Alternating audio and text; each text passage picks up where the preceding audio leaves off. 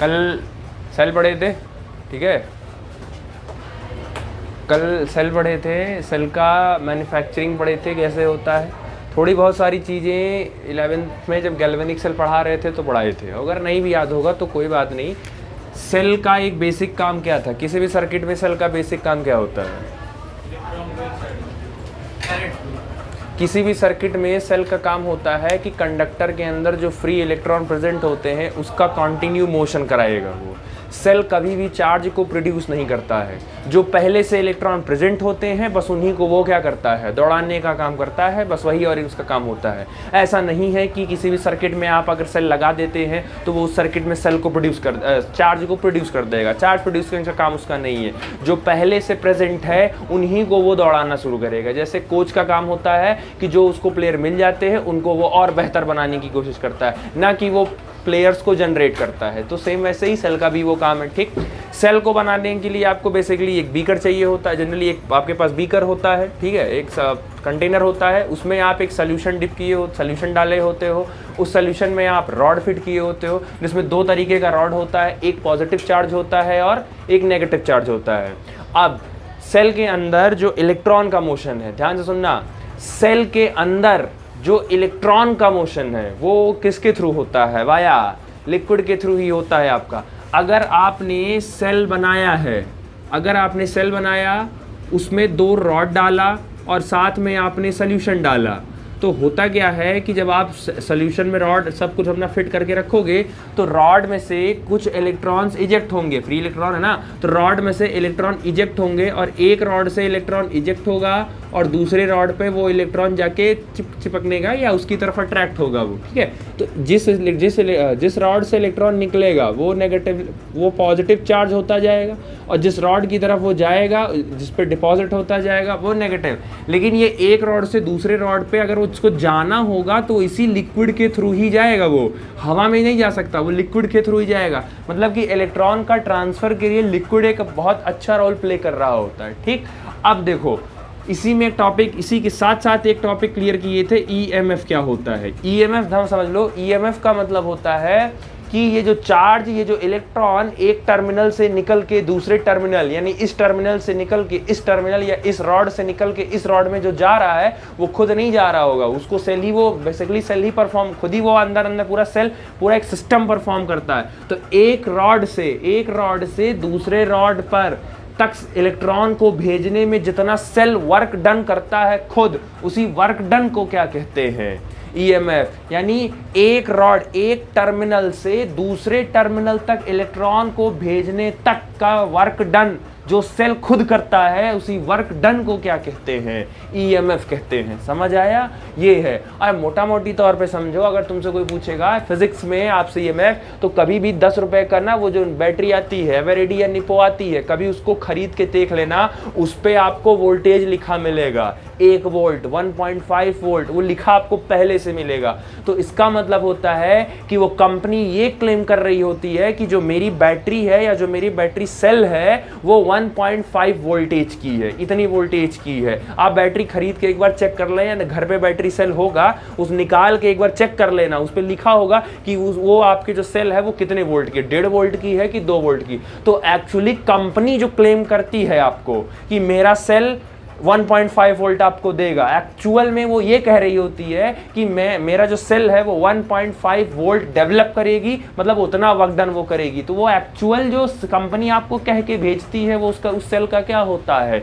EMF होता है। इतना वर्क डन वो मान के चलते हैं कि इतना वर्क डन हम देंगे। आपको घर से 500 रुपया मिला, अब आप कितने का उसमें सामान ला रहे हैं और कितना आपकी जेब में जा रहा है वो एक अलग बात हो जाएगी, लेकिन आपको घर से 500 मिला है, तो जो अमाउंट 500 है वो बेसिकली क्या हो गया? आपका ईएमएफ हो गया।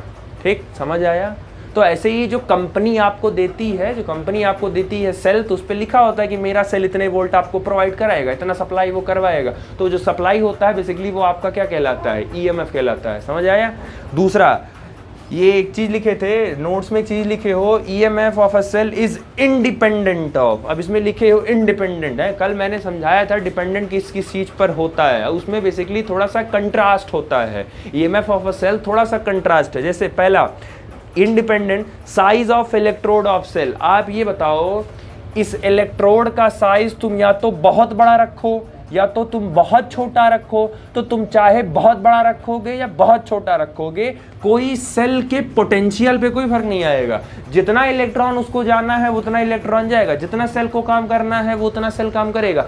सेल के रॉड से उसको मतलब नहीं है। आप देखो जो 10 रुपए का रॉड होता है, 10 रुपए का सेल होता है, उसमें रॉड छोटा होता होगा तो उसकी एनर्जी स्टोरिंग भी कम होती होगी। लेकिन आप इन्वर्टर की बैटरी देखो, उसका रॉड बड़ा होता है, तो एनर्जी दोनों स्टोर करते हैं, एनर्जी दोनों सप्लाई करते हैं, बस एक कोई कम करता है और कोई ज़्यादा करता है। तो इलेक्ट्रोड के साइज से कोई डिफरेंस नहीं है। आप ये कह दो कि इलेक्ट्रोड के साइज से आपको खाली बस पावर कम ज़्यादा मिलेगी, एनर्जी कम ज़्यादा स्टोर हो सकती है, बस उससे ज़्यादा कोई डिफरेंस नहीं आएगा। जो झटका आपको लगना होगा वो छोटी वाली बैटरी में भी आपको लगेगा, वो बड़ी वाली में भी लगेगा, वो सेम है। स्टोरेज कैपेसिटी बस खाली डिफर आएगी कि भाई छोटे साइज़ का है तो छोटा एनर्जी स्टोर करेगा, बड़े साइज़ का है तो बड़ी एनर्जी स्टोर करेगा। दूसरा लिखिए हो distance between the electrode of cell. तुम सेल बना रहे हो, प्रैक्टिकल होके सोचो, तुम सेल बना रहे हो, सेल के अंदर तुम रॉड रखे हो, तो इस रॉड को कितना दूर कर दोगे? सेल के कंटेनर के बाहर तो कर नहीं दोगे, इसको रहेगा कंटेनर के अंदर ही, वो बाहर चला नहीं जाएगा। तो तुम कितना दूर कर दोगे? अभी ये इतना है, बहुत ज्यादा कर दोगे, इतना कर दोगे, कंटेनर से बाहर है ये इतना, मैं तब भी ज्यादा बता रहा हूँ। आप सेल देखो अपना 10 रुपए वाला, उसी में तो दोनों फिट कर देते हैं वो, तो सोचो क्या ही कितना भी दूर कर दोगे वो लगभग निग्लेजिबल ही रहेगा। तो बहुत ज्यादा दूर करने से कोई मतलब नहीं कर पाओगे, ठीक। तो दूसरा हो गया डिस्टेंस बिटवीन। तीसरा है क्वांटिटी ऑफ इलेक्ट्रोलाइट। इसमें कितना ले रहे हो उससे फर्क नहीं पड़ रहा है कि आप इसमें 5 ml ले रहे हो कि इसमें 10 ml ले रहे हो, उससे इसको फर्क नहीं पड़ा है। हाँ, कम लोगे यूज होगा, जल्दी खत्म हो जाएगा, ज्यादा लोगे देर तक चलेगा, तो वो तो डिपेंड करता है तुम्हारे कंटेनर की साइज पे ना। भाई कंटेनर की साइज छोटा है तो लिक्विड भी आपको, इलेक्ट्रोलाइट भी आपको छोटा ही कम ही लेना पड़ेगा, ठीक।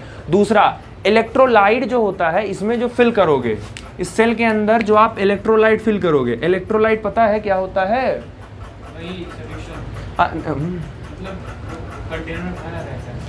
अच्छा इलेक्ट्रोलाइट होता है जो सोल्यूशन भरा, जो भरा होता है गधा। इलेक्ट्रोलाइट का मतलब, इलेक्ट्रोलाइट एक तरीके का सॉल्ट होता है। एक होता है इलेक्ट्रोलाइट, एक होता है नॉन इलेक्ट्रोलाइट। लास्ट ईयर पढ़ाए हैं हम इलेक्ट्रोलाइट नॉन इलेक्ट्रोलाइट क्या होता है, सब पढ़ाए हैं। इलेक्ट्रोलाइट सॉल्ट होता है जो अपने आयंस में टूट सकता है, डिवाइड हो सकता है। जैसे NaCl इलेक्ट्रोलाइट है, KCl इलेक्ट्रोलाइट है, MgCl2 इलेक्ट्रोलाइट है। तो ये जो सॉल्ट होते हैं वो बेस है, सॉल्ट जो होते हैं वो इलेक्ट्रोलाइट होते हैं। नॉन इलेक्ट्रोलाइट जैसे यूरिया, ग्लूकोज, शुगर, ये सब नॉन इलेक्ट्रोलाइट हैं क्योंकि ये सब अपने आयंस में टूट नहीं सकते हैं। तो इसमें उनको भरना है जो सॉल्ट नेचर का हो या जो इलेक्ट्रोलाइट्स हो। तो इलेक्ट्रोलाइट कितना ले रहे हो हमें उससे फर्क नहीं पड़ता है, हम उससे नहीं फर्क पड़ता हम कितना 5 ml ले रहे हैं, 10 ml ले रहे हैं, वो तो कंटेनर की साइज पे डिपेंड करता है ना कि हम कितना ले रहे हैं, वो उस पर नहीं डिपेंड कर रहा है। क्वांटिटी से हमें कोई मतलब नहीं, जितना जो काम करना है वो 5 ml भी कर देगा। वो कहते हैं ना कि जिसको करना होता है वो कम सुविधा में भी काम कर ले जाता है, और जिसको नहीं करना होता है उसके पास सिर्फ एक्सक्यूज ही होता है। तो जितना इसको सप्लाई करना होगा वोल्टेज वो उतना सप्लाई कर देगा, जब खत्म हो जाएगा तो हम रुक जाएंगे, हमारे अंदर फिर से इंसर्ट करो, हम फिर से सप्लाई करना शुरू कर देंगे। तो बेसिकली इलेक्ट्रोलाइट पे डिपेंड नहीं, क्वांटिटी पे नहीं डिपेंड करता, हाँ लेकिन नेचर पे डिपेंड करता है कि कौन सा नेचर क्या है। अब कल समझाया था कि नेचर या तो डाइल्यूट होगा या तो कंसंट्रेट होगा। अगर डाइल्यूट लेके चलोगे तो इलेक्ट्रॉन का मोशन आसान की मुश्किल? आसान है, क्योंकि डाइल्यूट में सोल्यूशन डाइल्यूट में सोल्यूशन हल्का होता है, सॉल्यूट पार्टिकल कम है, भीड़ भाड़ कम होगा तो चलना आसान होगा। अगर सोल्यूशन कंसंट्रेट कर दोगे, गाढ़ा कर दोगे, गाढ़े सोल्यूशन में नंबर ऑफ सॉल्यूट पार्टिकल ज़्यादा होते हैं, और अगर सॉल्यूट ज़्यादा होगा तो भीड़ भाड़ ज़्यादा होगी तो चलने में प्रॉब्लम होगी। तो नेचर पे डिपेंड करता है, क्वांटिटी पे डिपेंड नहीं करता है। वो क्लियर रखना थोड़ा सा, ठीक, समझ आ गया, क्लियर हो गया। दूसरा, जब भी आप सेल बनाते हो, ऐसा कोई अभी तक डिवाइस नहीं बना है, ऐसा कोई आज तक डिवाइस नहीं बना है, इलेक्ट्रिक डिवाइस नहीं बना है कि जिस डिवाइस का रेजिस्टेंस ना हो। सबका होता है, किसी का कम होता है और किसी का ज़्यादा होता है। वो कहा जाता है ना, ऐसा कोई इंसान नहीं है जिसमें कोई बुराई ना हो। किसी में कम बुराई होती है, किसी में ज़्यादा बुराई होती है। वैसे ही ऐसा कोई भी इलेक्ट्रिक डिवाइस नहीं बना है आज तक जिसके अंदर कोई रेजिस्टेंस ना होता हो, सबके अंदर होता है। किसी के अंदर ज़्यादा रेजिस्टेंस होता है, किसी के अंदर कम रेजिस्टेंस होता है। जो कॉम्बिनेशंस के क्वेश्चंस किए थे रजिस्टर के, उसमें देखे थे ना, एक 4 ओम का लगाते थे, एक 6 ओम का लगाते थे, तो 6 ओम वाले को करंट कम मिलता था और 4 ओम वाले को करंट ज़्यादा मिलता था। तो ऐसे आपके डिवाइस भी हैं। अब जैसे आपसे पूछा जाए पंखा और लाइट, पंखा और बल्ब, तो पंखे और बल्ब में किसका रेजिस्टेंस ज़्यादा होगा? पंखे और बल्ब में किसका रेजिस्टेंस ज़्यादा होगा? पंखे का रेजिस्टेंस ज़्यादा होगा। आप 1 घंटा पंखा चला दो और 1 घंटा बल्ब लगा दो, ज़्यादा बिजली किसमें खिंचाएगी? पंखे में ज़्यादा बिजली खिंचाएगी, क्योंकि पंखे का रेजिस्टेंस ज़्यादा होगा। अगर रेजिस्टेंस ज़्यादा होगा तो करंट वो कम ऑफर करेगा, लेकिन उसको वोल्टेज के हिसाब से उसको ज़्यादा चाहिए होगा, तो वो अपने अकॉर्डिंग सिचुएट करेगा वो। तो सेम वैसे ही हर डिवाइस के पास अपना अपना रेजिस्टेंस होता है। अब आपके पास जो सेल प्रेजेंट है, इस सेल के पास भी अपना रेजिस्टेंस होता है, और सेल के पास जो रेजिस्टेंस होता है that is called internal resistance. तो ये यहां से याद पकड़ना शुरू कर दो। सेल के पास जो रेजिस्टेंस होता है that is called internal resistance, और इसको स्मॉल आर से करते हैं, क्योंकि कैपिटल आर आप ऑलरेडी एक बार डिनोट कर चुके हो। तो कैपिटल आर जो बेसिकली डिवाइस का रेजिस्टेंस होता है, और इंटरनल रेजिस्टेंस जो किसका रेजिस्टेंस होता है? सेल का होता है। ठीक, तो बेसिकली क्या होता है internal resistance? The resistance offered by the electrolyte of the cell when the electric current flows through it। अब समझो, पहले सेल के पास क्या प्रेजेंट है? सेल के पास क्या प्रेजेंट है? Internal resistance. तो ये जो इंटरनल रेजिस्टेंस प्रेजेंट है, सेल को दिया किसने?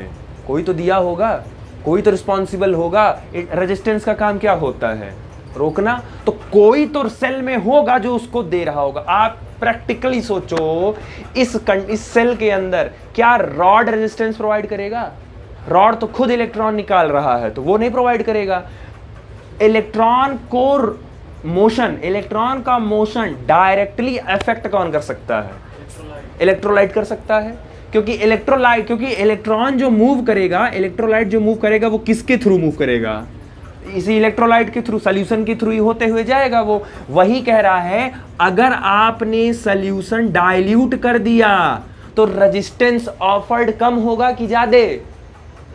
कम होगा, क्योंकि इलेक्ट्रॉन आसानी से ट्रेवल कर जाएगा। लेकिन अगर आपने अपना सॉल्यूशन कंसंट्रेट कर दिया तो रेजिस्टेंस ऑफर्ड क्या हो जाएगा? ज्यादा हो जाएगा। तो एक्चुअल में जो रेजिस्टेंस तुमको मिल रहा है किसी भी सेल के अंदर, वो कौन ऑफर कर रहा है? इलेक्ट्रोलाइट ही ऑफर कर रहा है। अगर इलेक्ट्रोलाइट के अंदर डाइल्यूट सॉल्यूशन है, डाइल्यूट इलेक्ट्रोलाइट है, तो रेजिस्टेंस कम ऑफर होगा, उसका इंटरनल रेजिस्टेंस कम होगा।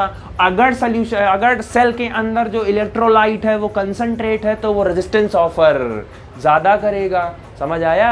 तो एक्चुअल में जो सेल के पास इंटरनल रेजिस्टेंस आता है उसको देता कौन है? सेल का इलेक्ट्रोलाइट देता है। अगर डाइल्यूट होगा तो कम इंटरनल रेजिस्टेंस, कम ऑफर करेगा। अगर गाढ़ा ज्यादा है, कंसंट्रेटेड ज्यादा है, तो रेजिस्टेंस ऑफर्ड ज्यादा होगा। समझ आया?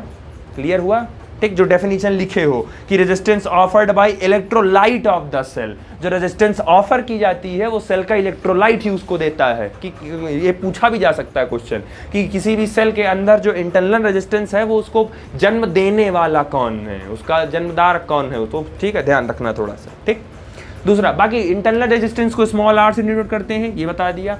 एक चीज और कभी नोटिस किया है कि जब सेल नया नया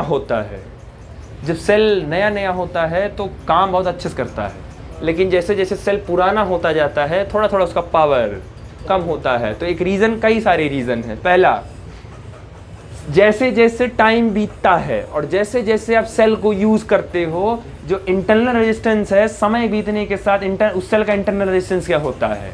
बढ़ते जाता है। जैसे जैसे समय बीतता जाएगा उस सेल का इंटरनल रेजिस्टेंस बढ़ता आएगा, और एक टाइम पे इसका इंटरनल रेजिस्टेंस इतना बढ़ जाता है कि वो इतना रेजिस्टेंस ऑफर कर देता है कि करंट फ्लो रुक जाता है। तो जब रुक जाता है तो उसी समय आप कह देते हो कि सेल खत्म हो गया, अब काम नहीं कर रहा है। कभी कभी कुछ केसेस में आप उसको पटक के, पीट के, उल्टा फुल्टा करके थोड़ा बहुत करते हो तो कहीं ना कहीं थोड़ा बहुत रेजिस्टेंस थोड़ा बहुत कम हो जाता है। फिर ऐसे समय बीतेगा तो फिर वो तो इंटरनल रेजिस्टेंस समय बीतने के साथ साथ और बढ़ता हुआ जाता है। इसीलिए एक वक्त के बाद आपका सेल डिस्चार्ज हो जाता है या ख़त्म हो जाता है। समझ आया?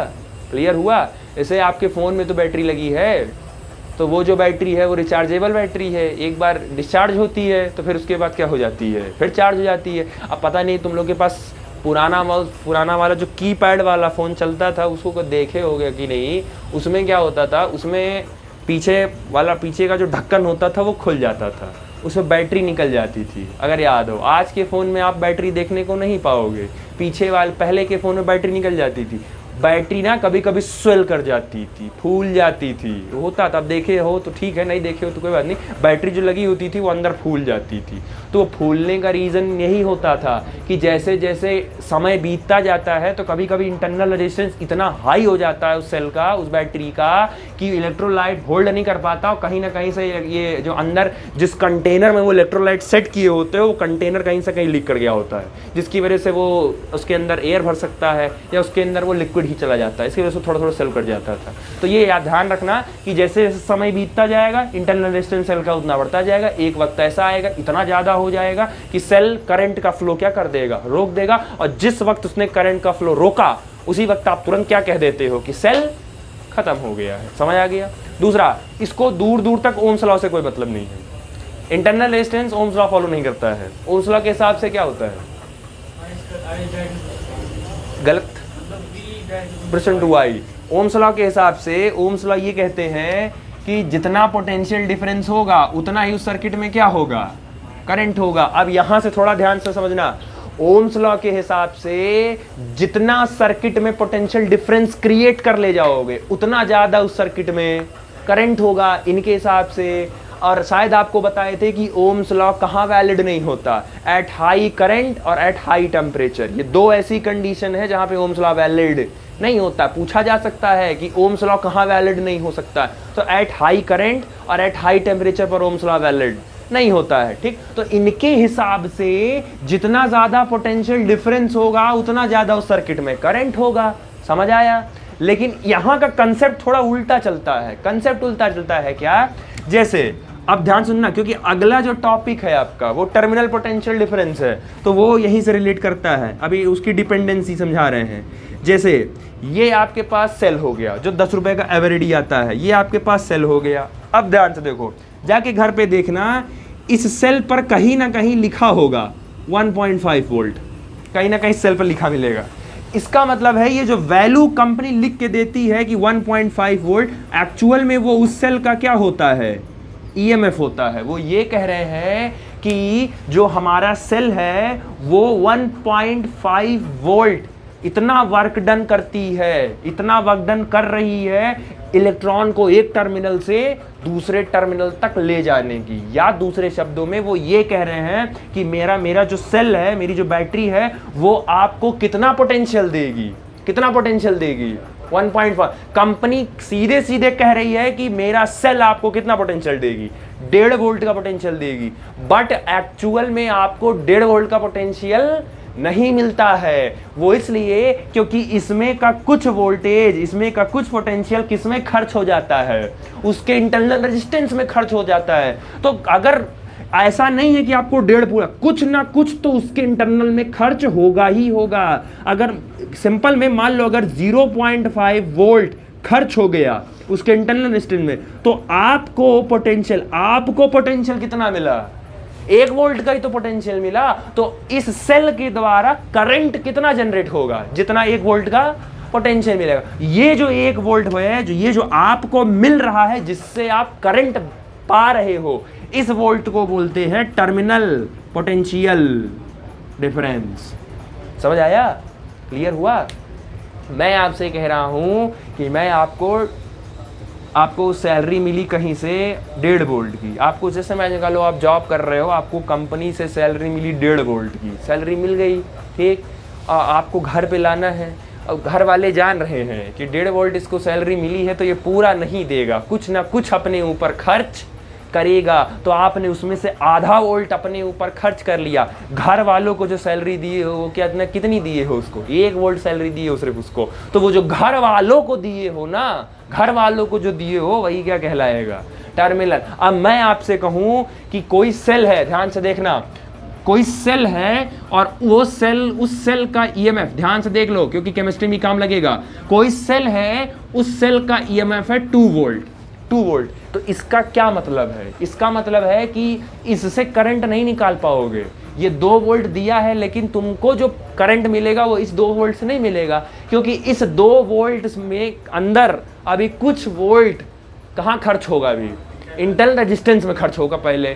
तो ये सेल, कंपनी ने तो कह दिया कि हम 2 वोल्ट दे रहे हैं, इतना देगी, बट इसमें से मान लो अभी इसमें 0.2 वोल्ट जाएगा, खत्म हो गया। तो 0.2 चला गया अगर इंटरनल रेजिस्टेंस में, तो आपके पास कितना बचा, 1.8। तो ये जो आपको मिल रहा है ना 1.8, यही आपके पास फाइनल अमाउंट है, इसी से आप क्या जनरेट करवाएंगे, करंट। तो ये जो फाइनल आपको मिलता है, इसी फाइनल अमाउंट को क्या बोलते हैं, टर्मिनल पोटेंशियल डिफरेंस। तो टर्मिनल पोटेंशियल डिफरेंस वो वोल्टेज होता है जिससे आप करंट ड्रॉन करते हो, करंट निकालते हो। और इलेक्ट्रोमोटिव फोर्स ईएमएफ वो होता है जो बेसिकली आपको सेल देती है, वो क्लेम करती है कि हाँ हम इतना देंगे, बट एक्चुअल में उतना नहीं देती है। एक बहुत बढ़िया एग्जांपल और ऐसे है, गाड़ी लेने जाओ कभी, तो गाड़ी लेने जाओगे तो क्या कहते हैं, माइलेज कितने की देगी। आप बेसिकली कार लेने जाओ तो कहेंगे कि हमारी कंपनी 22 का एवरेज देगी, कंपनी क्लेम करती है ना। आप गूगल करके चेक कर लो, कोई भी 4 व्हीलर हो चाहे 2 व्हीलर हो, आप एक पर्टिकुलर गाड़ी उठा लीजिए और उसका गूगल चेक करिए, गूगल करिए उसका कि वो कितना का एवरेज कंपनी क्लेम कर रही है। तो हो सकता हो कंपनी क्लेम कर रही है कि 22 का एवरेज देगी वो, लेकिन एक्चुअल में जब उसको रोड पे चलाया गया कस्टमर के द्वारा तो वो उतना नहीं दी, वो 20 का एवरेज दी। तो कंपनी ने क्लेम कितना किया था, 22 का एवरेज। वो उसकी कौन सी वैल्यू हो गई, ईएमएफ। जो आपने खुद प्रैक्टिकली जो आपने यूज किया, जो आपको मिला वो कितना मिला, जो मिला वो 20 का एवरेज मिला, तो वो उसका क्या हो गया, टर्मिनल पोटेंशियल। मतलब कहीं ना कहीं खर्च हुआ ना, तो वो बेसिकली वो थोड़ा ध्यान रखना। तो जो सेल आपको वो देते हैं वो इतना वोल्ट कितना वोल्ट देगी, उतना वोल्ट देती है, कभी नहीं दे सकती है। जितना लिखा लिखाया तुमको मिलता है वो उतना कभी नहीं देगी। तुम बताओ, ओम्स लॉ के हिसाब से जितना है डायरेक्ट करंट मिलना चाहिए था ना, लेकिन जितना है उतना मिल कहाँ रहा है, उसमें से तो आधा पहले खर्च हो जा रहा है ना। तो ओम्स लॉ वैलिड हुआ है, हाँ ओम्स लॉ को यही वैलिड होना था कि 2 वोल्ट है तो 2 वोल्ट के हिसाब से करंट बन जाना चाहिए था। लेकिन उस 2 वोल्ट में पहले कुछ खर्च होगा, खर्च होने के बाद बचेगा, तब तुमको मिलेगा। ओम्स ने तो ऐसा नहीं कहा था, ओम्स ने तो सीधे सीधे कहा था कि जो सर्किट का पोटेंशियल डिफरेंस होगा वही इसमें क्या हो जाएगा। अब आपके पास इमेजिन करो कि आपके पास ये सेल है, ये सेल है, मैं कह रहा हूं 10 वोल्ट का है ये। तो अगर मैंने आपसे कह दिया कि ये 10 वोल्ट का है तो आपको डायरेक्ट करंट इससे कितना निकलवाना है, 10 वोल्ट पे निकलवा लो इसे। अगर तुम इससे 10 वोल्ट पे करंट निकलवा ले गए तो ओम्स लॉ वैलिड हो गया। लेकिन तुमको पता है कि 10 वोल्ट का अगर मैं कह रहा हूं या ये कह रहे हैं तो 10 वोल्ट ये करंट निकाल ही नहीं पाएगा, क्योंकि अभी इसमें कुछ ना कुछ उसके इंटरनल रेजिस्टेंस में खर्च होगा। तो 10 वोल्ट का है, 2 वोल्ट चला गया, 8 वोल्ट बचा खाली, तो ओम्स लॉ कहाँ वैलिड हुआ। तो इंटरनल रेजिस्टेंस के केसेस में ओम्स लॉ वैलिड नहीं होता है। क्लियर कट हुआ, समझ आया, ठीक। अच्छा, उसके बाद इंटरनल रेजिस्टेंस का डिपेंडेंसी लिखे हो। इंटरनल रेजिस्टेंस किस किस चीज पर डिपेंड करता है। Internal resistance is directly proportional to separation between 2 plates of cell. देखो दोनों प्लेट्स के बीच में, अच्छा ये बताओ, सुनो ये बताओ, ये एक प्लेट है, ये दूसरा प्लेट है। इंटरनल रेजिस्टेंस ऑफर कौन कर रहा है, इलेक्ट्रोलाइट दे रहा है। अगर दोनों के बीच में डिस्टेंस ज़्यादा कर दोगे, डिस्टेंस प्लेट के बीच में डिस्टेंस ज़्यादा हो गई, तो इलेक्ट्रॉन को जो सफ़र तय करना है वो कम हो जाएगा कि ज़्यादा हो जाएगा। तो अगर सफ़र ज़्यादा तय करना पड़ेगा तो वो देर में पहुंचेगा, तो कहीं ना कहीं देर में पहुंचेगा तो करंट भी देर में बनेगा। और देर में करंट बनने का मतलब है कहीं ना कहीं ऑफर हुआ कि नहीं हुआ, कहीं रेजिस्टेंस ऑफर हुआ कि नहीं हुआ। आप अगर कहीं जल्दी से पहुंच जाते हो और आप कहीं देर से पहुंच रहे हो, तो देर से अगर पहुंचे तो आप क्या कहोगे। अब आप जैसे डोमिनोज वाले क्या कहे हैं कि 30 मिनट में पिज्ज़ा अगर नहीं मिला तो पिज्ज़ा फ्री। सोचो अगर उसको पुलिस वाला रोक लिया तो उसको रजिस्ट कर दिया बीच में, अब अगर रोक दिया तो उसको पहुंचने में टाइम लगेगा कि नहीं लगेगा। तो अगर प्लेट ही दूर कर दोगे तो इलेक्ट्रॉन को जाने में टाइम लगेगा कि नहीं। और टाइम तभी लगता है जब कोई ना कोई आपको रोक रहा होगा, क्योंकि रोकेगा तभी आपको क्या लगेगा, टाइम लगेगा, और टाइम लगेगा तो मतलब आप रेजिस्ट हो रहे हो। तो जितना प्लेट का सेपरेशन ज्यादा रखोगे इलेक्ट्रॉन को चलने में उतना टाइम लगेगा, तो सेल के अंदर का इंटरनल रेजिस्टेंस उतना ज्यादा हो जाएगा। समझ आया? दूसरा, internal resistance is inversely proportional to area of plate dipped in the solution. ये देखो उसमें लिखा dipped in the solution, plate का कितना एरिया इसके अंदर डिप किए हो। सोचो जितना कम एरिया अंदर होगा, जितना कम एरिया अंदर होगा, एरिया अगर कम डिप करोगे तो इंटरनल रेजिस्टेंस इनके हिसाब से ज्यादा होगा, क्योंकि जब कम एरिया, अगर कम एरिया का डिप अंदर होगा, अगर डिप जो भी अंदर डाले हो अगर एरिया कम है, जैसे मान लो ये पूरा एरिया था, ये दिख नहीं रहा है इसमें, मान लो ये ऐसे, या ये ऐसे, ये पूरा एरिया है, ठीक है। अब इमेजिन करो कि इतना डाले हो, अब इतना एरिया इसके अंदर डिप हो गया है। अब इतना एरिया तो अभी फिलहाल के लिए फ्री है, इसके पास कोई काम नहीं है, और सिर्फ इतने के पास काम ज़्यादा हो गया। तो इतने के पास काम ज़्यादा हो गया तो इस इतने एरिया का लोड बढ़ा कि नहीं बढ़ा? तो जब लोड बढ़ेगा, जो एरिया डिप्ड जो अंदर गया है उसका लोड बढ़ेगा, तो वो काम उतने और तेजी से, क्योंकि जब लोड बढ़ता है आपके ऊपर तो आपके काम की स्पीड और तेज हो जाती है। जब पेपर आता है ना तब स्पीड पढ़ने की बढ़ जाती है। जब बोर्ड का पेपर आता है, अभी देखो तुम लोग अपना टाइम वेस्ट कर रहे होगे, रात में नहीं जगा जा रहा होगा, अभी बोर्ड आने दो, फिर देखना यही मजे लो, रात को 3-3 बजे तक जगेंगे। जब अगले दिन फिजिक्स का पेपर होगा तो 3 बजे तक, और तब जग लोगे, आराम से जग लोगे, तब जग लेते हैं। क्योंकि जब आपके ऊपर लोड होता है और प्रेशर होता है तो आपको वर्क, आपका जो आउटपुट होता है वो ज़्यादा निकलता है। तो जितना ज़्यादा एरिया अंदर डिप होगा, इंटरनल, जितना ज़्यादा एरिया डिप करोगे अंदर, इंटरनल रेजिस्टेंस उतना कम हो जाएगा। ठीक है, ये ध्यान रखना। ठीक, तीसरा है आपका कंसंट्रेशन, ये पहले समझा दिया। कंसंट्रेशन मतलब वही गाढ़ा और हल्का, डाइल्यूट होगा तो इंटरनल रेजिस्टेंस कम होगा, और अगर गाढ़ा होगा तो इंटरनल रेजिस्टेंस ज़्यादा होगा। ठीक है, बाकी टेम्परेचर, ये प्रैक्टिकल है, ये थोड़ा सा प्रैक्टिकली है कि टेम्परेचर के इनवर्सली प्रोपोर्शनल है। कैसे समझो, इंटरनल रेजिस्टेंस ऑफर कौन कर रहा है? इलेक्ट्रोलाइट। अब अगर तुमने टेम्परेचर बढ़ाया तो तुम्हें इतना तो पता है ना, 9 से पढ़ते आ रहे हो कि टेम्परेचर जब बढ़ेगा तो मॉलिक्यूल की एनर्जी बढ़ेगी, और मॉलिक्यूल की एनर्जी बढ़ेगी तो इलेक्ट्रोलाइट दूर दूर, क्योंकि और तो किसी के मॉलिक्यूल दूर जा नहीं सकते हैं, सिर्फ दूर दूर जा किसके सकते हैं? इलेक्ट्रोलाइट के। तो टेम्परेचर बढ़ाओगे तो इलेक्ट्रोलाइट के मॉलिक्यूल दूर दूर होंगे, और मॉलिक्यूल दूर दूर होंगे तो कंसंट्रेट होगा कि डाइल्यूट होगा? और डाइल्यूट होगा, और अगर डाइल्यूट होगा तो उसमें इंटरनल रेजिस्टेंस कम की जाते, कम हो जाए, तभी तो टेम्परेचर के इनवर्सली प्रोपोर्शनल है। समझ आया? क्लियर हुआ? ठीक, तो ये तुम्हारा हो गया इंटरनल रेजिस्टेंस। नेक्स्ट टॉपिक है तुम्हारा टर्मिनल पोटेंशियल डिफरेंस। समझा दिया, potential difference across two terminal of a cell when current is drawn from the cell in a, current is drawn from the cell, वो पोटेंशियल, किसी भी cell का वो potential difference जिससे तुम करंट निकाल ले जाओ, करंट निकाल ले जाओ, वो पोटेंशियल क्या कहलाती है? Terminal potential difference. 2 वोल्ट है, इससे करंट नहीं निकाल पाओगे क्योंकि इसमें कुछ खर्च होगा। अभी तुम करंट किससे निकाल पाओगे? 1.8 वोल्ट से। तो ये उसका, उस सेल का क्या हो गया? टर्मिनल पोटेंशियल डिफरेंस हो गया। समझ आया? क्लियर हुआ? ठीक,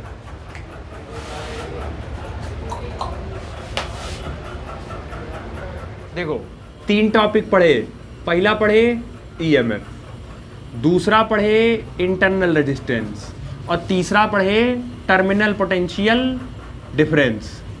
ईएमएफ को डिनोट करते हैं ई से, इंटरनल रेजिस्टेंस को डिनोट करते हैं स्मॉल आर से, और टर्मिनल पोटेंशियल डिफरेंस करते हैं वी, और नीचे सफिक्स में टी लगा देते हैं। अब इन तीनों में आपको रिलेशन देखना है कि तीनों में क्या रिलेशन है। आपके पास वो देखा है, 2 तरीके की बैटरी होती है, एक को बोलते हैं रिचार्जेबल बैटरी और एक को बोलते हैं नॉन रिचार्जेबल। तो आपके फोन में जो बैटरी लगती है वो क्या होती है?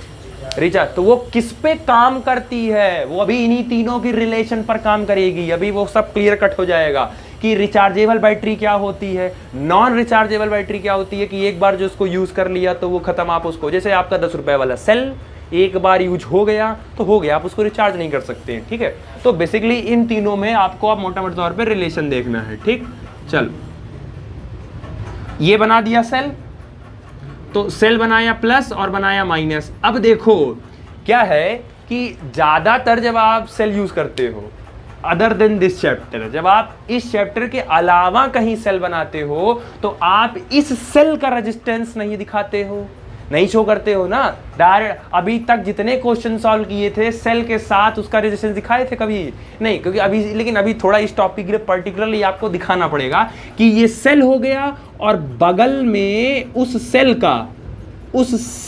का इंटरनल रेजिस्टेंस हो गया। अच्छा, इस सेल का ईएमएफ कितना हो गया ई, और इस सेल का इंटरनल रेजिस्टेंस कितना हो गया स्मॉल आर। और हमने क्या कर दिया, बाहर से एक अलग से रजिस्टर लगाया है, बाहर से कोई अलग से डिवाइस लगाया है, बाहर बल्ब लगा सकते हो, उसका अपना होगा, पंखा लगा सकते हो, तो उतना ना लगाने के सीधे बाहर से एक अलग से रजिस्टर लगाए हैं जिसका रेजिस्टेंस कितना हो गया आपका कैपिटल आर हो गया। ठीक, हाँ चाहो तुम यहीं पे की लगा सकते हो, 10th में पढ़ाया गया होगा की का काम क्या होता है, यही होती थी की। अगर की क्लोज कर दोगे तो सर्किट क्लोज हो जाएगी, और सर्किट क्लोज हो जाएगी तो करंट फ्लो शुरू हो जाएगा। तो ये सर्किट ओपन है कि क्लोज, ये ओपन है, ये एरो ऐसे करके दिखाया जाता है, ये ऐसे गिराने का मतलब है कि सर्किट क्लोज हो गई। ठीक, हाँ एक बात और याद रखना, किसी भी सर्किट में करंट तभी फ्लो होता है, किसी भी सर्किट में करंट तभी फ्लो होता है जब सर्किट क्लोज होती है। अगर सर्किट ओपन हुई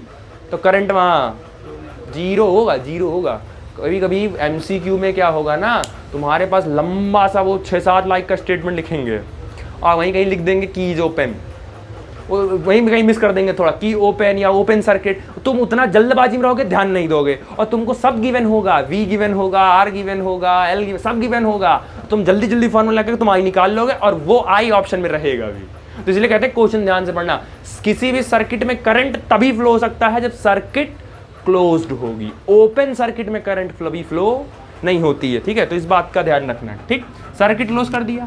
अब ये जो इतना पोर्शन बनाए हो, ये हो गया सेल और उसका इंटरनल रेजिस्टेंस, तो ये इसको अलग से हाईलाइट कर दिया कि ये सेल हो गया और ये उस सेल का क्या हो गया, इंटरनल रेजिस्टेंस हो गया। समझ आया? अब सेल बना दिए हैं, सेल लगा दिए हैं, तो मेक श्योर है कि इसके अंदर करंट फ्लो होगा। अगर मैं इस सर्किट को क्लोज कर दूं, सेल लगा है तो करंट फ्लो होगा ही होगा। तो इस सर्किट का अगर मैं टोटल करंट आपसे पूछूं, इस सर्किट का टोटल करंट पूछूं, तो इस सर्किट का total current I is equal to V/R होगा कि नहीं होगा? हाँ, सर्किट का टोटल करंट जो नॉर्मली आप जान रहे हो कि सेल लगाए हैं तो करंट तो फ्लो होगा ही होगा। तो उसमें सर्किट में कितना करंट फ्लो होगा, V/R। अब ये बताओ I is equal to V की जगह कौन लिया है, EMF ऑफ द सेल, तो इसी को डिनोट की हो, तो V की जगह क्या लिख सकते हो, E, और R का मतलब यहां रखा जाता है टोटल रेजिस्टेंस। इस सर्किट का टोटल रेजिस्टेंस कितना होगा, R plus R total resistance. तो टोटल रेजिस्टेंस कितना हो गया, R प्लस R। ये सब लाइन समझ आई? इस सर्किट का टोटल करंट कैसे निकलेगा, V/R, potential by resistance. Potential, circuit का पोटेंशियल कौन है, EMF, E लिख दिया। और सर्किट का टोटल रेजिस्टेंस रखना है, हर बार इसको नहीं लिखते थे तो खाली R लिख के काम चल जाता था, अभी टोटल रेजिस्टेंस रखना है। तो टोटल रेजिस्टेंस के लिए R प्लस R। अब क्रॉस मल्टीप्लाई कर दो, इधर जब क्रॉस मल्टीप्लाई करोगे तो ये हो जाएगा I into R plus I into R is equal to E। ये एक क्वेश्चन बन जाएगी, एक क्वेश्चन बन जाएगी। अब इसमें ये जो I इंटू R है, ध्यान से देखो, ये I इंटू R है, क्या ये IR ये पोटेंशियल होगा? इसी I इंटू R को बोलते हैं कौन सा पोटेंशियल, टर्मिनल पोटेंशियल, क्योंकि R बाहर वाला है ना। इसको जो करंट मिलेगा वो इस सेल के से लॉस होने के बाद वाला ही मिलेगा कि नहीं मिलेगा, इस बात को समझो पहले। ये सेल है, इस सेल का अपना कुछ पोटेंशियल होगा, तो जो सेल का पोटेंशियल होगा पहले उस पोटेंशियल में से कुछ पोटेंशियल लॉस होगा, उसके बाद पोटेंशियल डिसाइड होगा, फिर उस पोटेंशियल से जो करंट मिलेगा वो किसको मिलेगा। तो इसको जो पोटेंशियल मिला इसको जो करंट मिला या इसको जो पोटेंशियल मिला उसी को तो क्या बोले हैं, टर्मिनल पोटेंशियल डिफरेंस। और ये छोटा वाला आर जिसके साथ है ये किसका पोटेंशियल है, ये सेल का है, इसका है, सेल का अपना पोटेंशियल है जो उसने सेल में क्लेम किया गया था। तो plus I into r is equal to e, तो इसको लिख सकते हो E is equal to v terminal, EMF is equal to VT plus internal resistance. अब ये जो मैं इतनी देर से चिल्ला रहा था वो यही प्रूफ देखो करवा दिया आपसे। मैं चिल्ला क्या रहा था कि किसी भी सेल का जो टोटल जो पोटेंशियल होता है जितना वो क्लेम करती है उसमें आधा हिस्सा टर्मिनल पोटेंशियल का होता है और आधा लॉस किसका हो जाता है, इंटरनल रेजिस्टेंस में। अब समझो क्लेम कितना किए थे, 2 वोल्ट का, आपको पोटेंशियल कितना मिला, 1.8 का। तो इसका मतलब है सेल के अंदर इंटरनल कितना खर्च हुआ, 0 पॉइंट। तो इसका मतलब है IR कंपेयर करोगे तो इसका मतलब IR भी तो पोटेंशियल ही होता है, तो इतना पोटेंशियल खर्च करके आए हो तो एक्चुअल EMF ये होता है, एक्चुअल EMF कितना आपको मिल रहा है वो ये होता है, और कितना खर्च करने के बाद घर से 500 रुपया मिला था, ठीक, उसमें से आपने 400 का सामान ले लिया, 100 रुपया खर्च हो गया ना। अब समझ आया। तो 500 रुपया मिला, जैसे होता ना बचपन में कहते थे कि जाओ सामान लेके आओ, मम्मी कहती थी जो सामान लेके आओ, तो उसमें कहते थे मेरा हिस्सा, ठीक है जो बचेगा वो ले लेना तुम। तो वो जो बचेगा जो तुम ले लेना वही होता था, ये समझ जाओ, ये ऐसे समझ जाओ एग्जाम्पल के तौर पर। तो मम्मी 100 रुपया दी, 95 का सामान हो गया, 5 रुपया तुमको मिल गया। तो जितना तुमको मिला वो लॉस हो गया था, नहीं उतना मम्मी के हिसाब से उतना, भाई मम्मी के हिसाब से 95 गया, मम्मी का तो 5 रुपया लॉस हुआ कि नहीं, मम्मी का 5 रुपया लॉस हो गया कि नहीं लॉस हो गया, मम्मी वो 5 रुपये पा जाती, लेकिन तुम्हारे वजह से वो 5 रुपया लॉस हो गया मम्मी का। तो जो मम्मी का लॉस हुआ वो ये हो गया, जो उनको सामान मिला वो ये हो गया, और जो इतना वो तुमको दी थी। आप समझ आया। तो सेल क्लेम करती है, जैसे कहीं कोई क्वेश्चन कर रहे हो और किसी क्वेश्चन में कह दिया कि एक सेल है जिसका EMF 8 वोल्ट का है और उसका टर्मिनल पोटेंशियल 6 वोल्ट का है, या उसका टर्मिनल पोटेंशियल 5 वोल्ट का है।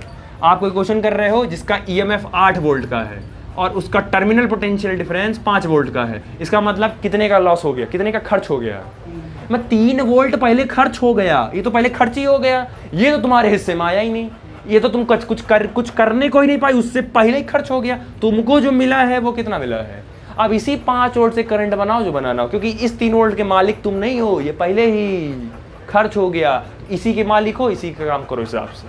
समझ आया, क्लियर हुआ, ठीक। ये बेसिकली लिखे हो। अब उसमें एक लाइन लिखे हो, देखो, अच्छा यहां से अगर मैं टर्मिनल पोटेंशियल डिफरेंस निकालूं यहां से, तो एक काम कर सकता हूं, VT यहीं रखूं, देखो VT यहीं रखूं, इसको उठा के इधर कर दूं तो माइनस में चला जाएगा, तो सीधे सीधे VT is equal to E minus I into R लिख सकते हो। हाँ तो वही तो बोला, वही तो समझाया।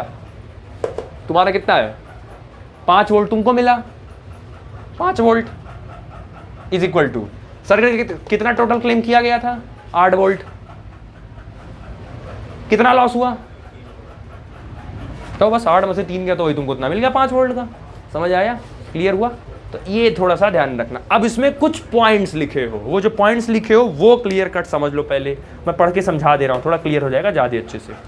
आपने पहला पॉइंट लिखा है, ध्यान से देखो, पहला पॉइंट लिखा है, it is clear that if the current is drawn from the cell then the terminal potential difference of cell is less than the EMF। चलो सुनो, अगर तुम किसी सेल से करंट निकाल रहे हो, ध्यान से सुनना और जवाब तुम्ही को देना है, अगर तुम किसी सेल से करंट निकाल रहे हो, ड्रॉन कर रहे हो, तो EMF बढ़ा कि टर्मिनल पोटेंशियल डिफरेंस बढ़ा, कौन बढ़ा, EMF बढ़ा, क्योंकि EMF बड़ा होगा तभी तो टर्मिनल उसमें से कुछ लॉस करने के बाद तुम पाओगे। EMF बढ़ा कि टर्मिनल पोटेंशियल डिफरेंस बढ़ा। 8 वोल्ट का तुमको हम दिए थे, जिसमें से 3 वोल्ट खर्च होने के बाद तब पाए हो ना 5 वोल्ट। तो ये 3 वोल्ट जब लॉस हो गया तो 5 वोल्ट बचा, और इसी 5 वोल्ट से तुम क्या निकाल रहे हो, करंट। तो जब भी किसी सेल या बैटरी से आप करंट ले रहे होते हो तो उस समय उसका क्या बड़ा होता है, ईएमएफ बड़ा होता है। यानी कि ईएमएफ आपका बड़ा होगा टर्मिनल पोटेंशियल डिफरेंस से जब आप उस सेल से करंट को ड्रॉ ऑन कर रहे होते हो। तुम्हारा फोन हरदम फोन चार्जिंग पे नहीं लगाए होते हो ना, हरदम फोन चार्जिंग पे नहीं लगाया, फोन 100% हो गया चार्ज, उसके बाद यूज करना शुरू हो गया। तो फोन जब चार्ज हो गया, यूज करना शुरू कर दिए हो, तो उस फोन में कौन बड़ा, तभी तो फोन का यूज करते हो, क्योंकि धीरे धीरे फिर बैटरी क्या होती है, धीरे धीरे कम होती जाती है ना। तो अगर किसी सेल और बैटरी से करंट को ड्रॉन कर लिया, निकाल रहे हो, तो इसका मतलब है उस सेल का ईएमएफ बड़ा होगा, क्योंकि बिना ईएमएफ के बड़ा हुए तुम करंट ड्रॉन नहीं कर पाओगे वहां से। समझ में आया? तो करंट, अच्छा एक सवाल ये है कि करंट ड्रॉन कर रहे हो, अच्छा करंट ड्रॉन कर रहे हो तो रिचार्ज हो रहा है कि डिस्चार्ज हो रहा है? डिस्चार्ज हो रहा है। और अगर रिचार्ज हो रहा होगा तो बताओ फिर कौन बड़ा? उल्टा कर दो तुरंत भाई, डिस्चार्जिंग के केस में कौन बड़ा हो रहा है? करंट ड्रॉन, खींच रहे हो करंट निकाल रहे हो, तो करंट निकालोगे तो डिस्चार्ज होगा। अपनी फोन की बैटरी एग्जांपल रखो, फोन की बैटरी से करंट ही वो निकलता है तभी यूज करते हो। 0% हो जाता है तो काहे नहीं यूज कर पाते हो? क्योंकि जितना करंट निकालना था वो निकाल चुका, वो जितना था। तो जब डिस्चार्ज होता है, जब आप किसी सेल या बैटरी से करंट ड्रॉन करते हो, तो याद रखो डी से ड्रॉन, डी से डिस्चार्ज, वो कंडीशन तब ये बनेगी। लेकिन जब आप किसी सेल और बैटरी को करंट देते हो या उसको चार्ज करते हो तो उल्टा हो जाएगा, तब वीटी बड़ा हो जाएगा किससे? ईएमएफ से, क्योंकि अब उसको दे रहे हो। अब तुम ये सोचो, उसको प्रोवाइड कर रहे हो, तो अब प्रोवाइड करोगे तो वीटी को जब प्रोवाइड करोगे 5 वोल्ट है, इसको जब प्रोवाइड करोगे तब ना वो 8 वोल्ट के बराबर आएगा, तब तो वो रिचार्ज वापस होगा। तो ये बात क्लियर कट याद रखिएगा कि ड्रॉन के केस, करंट ड्रॉन के केसेस में ईएमएफ बड़ा होता है, लेकिन जब करंट निकलता है तो उस केस में टर्मिनल पोटेंशियल डिफरेंस बड़ा होता है। ठीक, ये ध्यान रखना। Second point, if circuit is open then I is equal to 0। Clear बता दिया, अगर सर्किट ओपन है तो आई क्या हो जाएगा? अब ये इक्वेशन से देख लो, ये देखो, अगर सर्किट ओपन है तो आई, इसकी वैल्यू क्या हो गई, और ये मल्टीप्लाई बाई तो 0 हो जाएगा। तो terminal potential difference is equal to, इस कंडीशन में कोई करंट निकाल रहे हो, जब करंट ही नहीं निकल रहा है तो जितना पोटेंशियल डिफरेंस उतना। आप इमेजिन करो, दुकान पे गए, उनसे कहे कि भैया सेल दे दीजिए एक, 10 रुपए का सेल लाए, समझो सुनो, 10 रुपए का सेल लाए। तो जब 10 रुपए का सेल लाए तो जिस समय पैकेट से सेल निकाले हो, जिस समय पैकेट से सेल निकाल के अपने हाथ में लिए हो, उस समय क्या उस सेल से करंट ड्रॉन कर रहे हो? नहीं ड्रॉन कर रहे हो। उस समय करंट क्या है? 0 है। तो उस समय उसका टर्मिनल पोटेंशियल डिफरेंस और उसका ईएमएफ दोनों क्या होगा? बराबर होगा। लेकिन जैसे उस सेल को तुमने अपने रिमोट में या अपने टॉर्च में इंसर्ट किया, तो जैसे इंसर्ट करोगे तुरंत इंसर्ट करते ही अब करंट लेने की बारी आ गई, तो करंट देने से पहले कुछ पहले लॉस कर देगा तुरंत वो। समझ आया? मतलब आप क्या है कि आपके पास, जैसे बहुत बड़ी एग्जांपल है, जैसे आप दुकान में खड़े होकर समोसा खा रहे हैं, आप गए दुकान पे, आप समोसा लिए, आप हाथ में समोसा लिए ही हो, तो अभी आप देख रहे हो कि आसपास कोई नहीं है, तो आपका पूरा समोसा है एकदम बकायदा, आपके पास पूरा है। लेकिन जैसे देखे कि दोस्त आ रहा है, बस जल्दी जल्दी खाना शुरू कर दिए तुरंत। वही आपने सेल खरीद के लाया, आपने सेल अभी लिया है हाथ में, क्या उस सेल से करंट ले रहे हो? कल से करंट नहीं ले रहे हो ना, तो करंट नहीं ले रहे हो तो करंट की वैल्यू क्या हो गई? तो उस समय जो ईएमएफ होगा वही उसका क्या होगा? टर्मिनल पोटेंशियल डिफरेंस होगा। हाथ में समोसा भी है, लेकिन जैसे उसको कहीं बैटरी में या टॉर्च में लगाए, तो क्योंकि तुम लगाए किस लिए हो कि हमको उससे क्या चाहिए?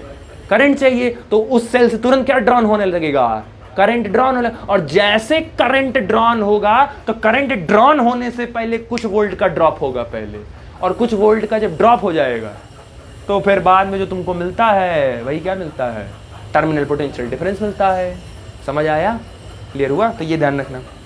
तीसरा, when cell is charged by the external power then terminal potential difference is greater than EMF। समझा दिया, क्लियर है?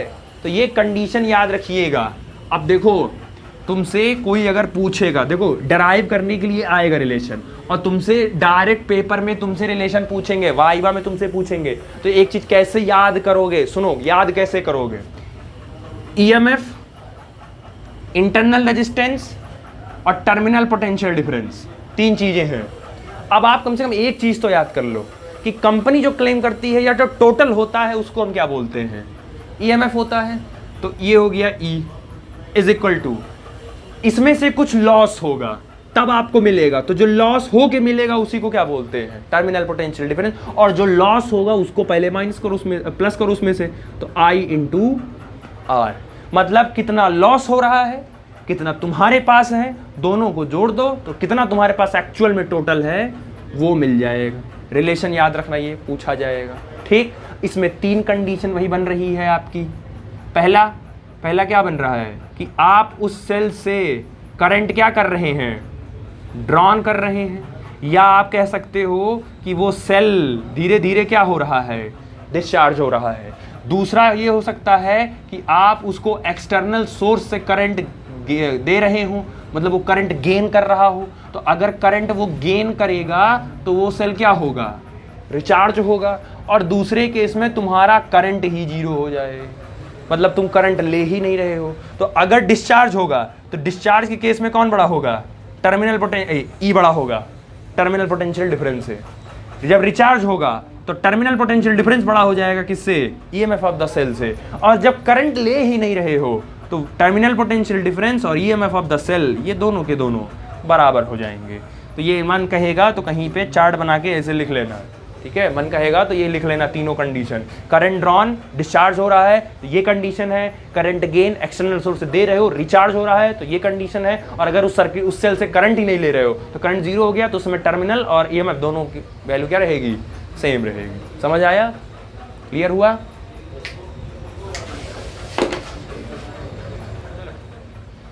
ये देखो, अब एक लास्ट है, वो रिलेशन पूछ सकता है या डेरिवेशन पूछ सकता है। अभी जो पीछे बनाए थे, फिर से देखो, ध्यान से देख लो, लास्ट है। पीछे जो बनाए थे, ये सेल हो गया, इस सेल का इंटरनल रेजिस्टेंस हो गया और एक एक्सटर्नल रेजिस्टेंस हो गया। तो ये एक्सटर्नल रेजिस्टेंस R, इस सेल का EMF E और इंटरनल रेजिस्टेंस R। और जो इसको मिलेगा, जो इसको पोटेंशियल डिफरेंस मिलेगा, वो पोटेंशियल डिफरेंस कौन सा होगा? टर्मिनल। देखो, एक्सटर्नल रेजिस्टेंस को जो पोटेंशियल मिलेगा वो क्या होगा? टर्मिनल पोटेंशियल, क्योंकि कुछ तो लॉस होके ही मिलेगा इसको।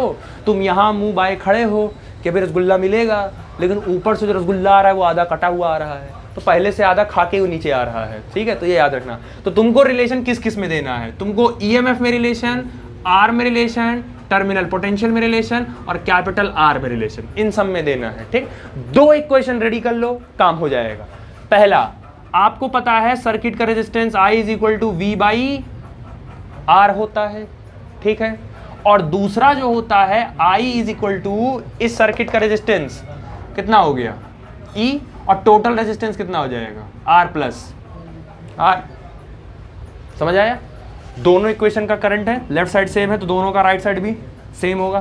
तो राइट साइड अगर सेम होगा तो इसको क्या लिख सकते हो? V by R is equal to E upon R plus R।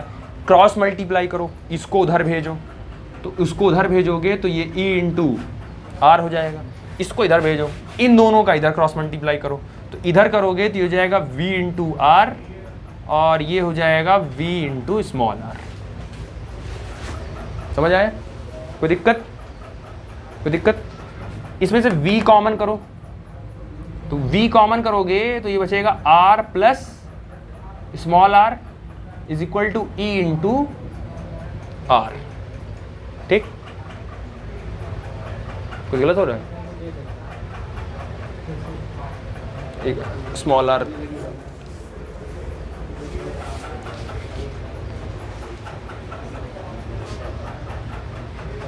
हाँ चलो इधर देखो, जाओ ना। हाँ चलो नहीं रुक जाओ। V into R, E into R, इसको उधर भेजो, तो V इंटू आर। अब V R, इसमें से R कॉमन है, R बाहर कर लो, अंदर क्या बचा, E माइनस वी। यहां से R निकालो, यहां से R निकालो, तो R is equal to R E minus V upon V। आप चाहो आप इस पे भी छोड़ सकते हो, गलत नहीं है। आप चाहो थोड़ा सा और आगे सॉल्व कर लो, ओपन कर दो, R is equal to R। अच्छा, मल्टीप्लाई, इसको क्या लिख सकते हो, E upon V minus V upon V। कर सकते हो ना, कर तो सकते ही हो, क्योंकि पूरे का होल है ना, तो कर तो सकते ही हो, उसमें कोई प्रॉब्लम नहीं है। आई ये से ये कट गया, तो R is equal to R into E by V minus 1। समझ आया? तो चाहे वो रिलेशन याद रखो, चाहे ये रिलेशन याद रखो, रिलेशन है और इस पे जानते हो डायरेक्ट न्यूमेरिकल आएगा। 2022 और 2023 में डायरेक्ट न्यूमेरिकल आया है इस पे, डायरेक्ट। और ये MCQ का क्वेश्चन था, ये एक MCQ 2022 वाले में MCQ में आया था और 23 वाले में आई थिंक 13वां कि 14वां क्वेश्चन था, एग्जैक्टली नहीं याद है, बट आया था ये क्वेश्चन। तो न्यूमेरिकल डायरेक्टली क्वेश्चन उठेंगे, डेरिवेशन देख लो, कोई बहुत ज़्यादा डिफिकल्ट नहीं। समझ आ गया, क्लियर हो गया? इसके बाद जो नेक्स्ट टॉपिक है आपका, वो आपका किरचॉफ लॉ। तो किरचॉफ के 2 लॉ हैं, एक जंक्शन रूल है, एक लूप रूल है। तो उसके बाद किरचॉफ पढ़ना है, किरचॉफ के बाद आपको सेल की ग्रुपिंग पढ़नी पड़ेगी, और उसके बाद किरचॉफ के आपको क्वेश्चन सॉल्व करने हैं। क्वेश्चन थोड़े से बड़े होते हैं, लेकिन ये है कि क्वेश्चन सॉल्व करने में मज़ा बहुत आएगा। किरचॉफ का थोड़ा सा कैलकुलेशन भी होता है, तो थोड़ा है, लेकिन मज़ा आएगा किरचॉफ करने में। और किरचॉफ से एक क्वेश्चन डैम श्योर रहता है कि एक क्वेश्चन आपको देंगे। हाँ, एक मोटा मोटी तौर पर ऐसे समझ लो कि लोग किरचॉफ डायरेक्ट पढ़ा देते हैं। जैसे अभी इसके बाद मैं बोला ना कि इसके बाद आपको कौन सा टॉपिक पढ़ना है, किरचॉफ पढ़ना है, तो बस तुरंत लोग किरचॉफ हेडिंग डालेंगे और किरचॉफ पढ़ाना आपको शुरू कर देंगे। सबसे पहले आप ये जानो कि किरचॉफ लॉ आपको पढ़ना क्यों है, क्या रीज़न है पढ़ने का। तो किरचॉफ पढ़ाया क्यों जाता है, देखो, तुमने कॉम्बिनेशन ऑफ रेजिस्टर पढ़े थे, उस पर तुमने क्वेश्चन सॉल्व किए थे, तुमको पोटेंशियल मेथड से एक तरीका सिखाए थे, वो तब भी वो जो सर्किट था वहाँ तब भी सर्किट सिंपल था। जब आपके पास सर्किट बहुत ज़्यादा कॉम्प्लेक्स हो जाएगा, सर्किट जब बहुत कॉम्प्लेक्स हो जाएगा, उस केस में वहां पर इक्विवेलेंट रेजिस्टेंस निकालना, करंट निकालना बड़ा मुश्किल हो जाता है। तो कॉम्प्लेक्स सर्किट का इक्विवेलेंट रेजिस्टेंस, करंट, पोटेंशियल, इन सब को निकालने के लिए ही किसको उतरना पड़ा, किरचॉफ को। तो किरचॉफ तब लगाया जाता है जब सर्किट आपका क्या हो जाए, थोड़ा सा कॉम्प्लेक्स हो जाए, थोड़ा डिफिकल्ट हो जाए। जब इजी हो रहता है सर्किट, तो नॉर्मल आप पोटेंशियल मेथड से या नॉर्मली आप देख के कैलकुलेट कर लेते हो। तो किरचॉफ पढ़ना क्यों है, ये माइंड सेट करके पहले से रखिए कि आपको जो सर्किट मिलेगी वो बहुत कॉम्प्लेक्स मिलेगी। नॉर्मल सर्किट आपको नहीं दी जाएगी, कॉम्प्लेक्स होगी। तो कॉम्प्लेक्स सर्किट का इक्विवेलेंट रेजिस्टेंस, उसका करंट, उसका पोटेंशियल, ये सब कैलकुलेट आपको करना पड़ेगा by the help of Kirchhoff law. तो 2 रूल है, दोनों रूल पढ़ा दिए जाएंगे, फिर आपको आराम से क्वेश्चन सॉल्व कर ले जाओगे। आगे समझ में? ठीक।